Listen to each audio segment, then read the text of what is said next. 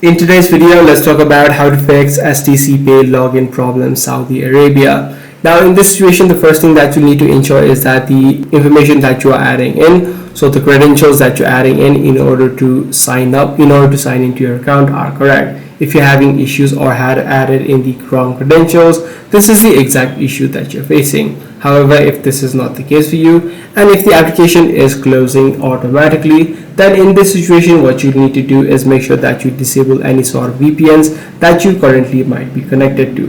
Also, if you see a network error or a connection timeout error being displayed within the application, in this situation what you could do is first of all try to switch your network, so for example from your Wi-Fi to your cellular data, or secondly what you can also do is look for new updates available. So just head over to the Play Store or the App Store depending upon your device, search for the application, and if you do see new updates available, make sure you update the application. Now even after trying all of these steps you still have facing issue, the last two things that you could try out is try to first of all clear the app cache or just contact the customer support.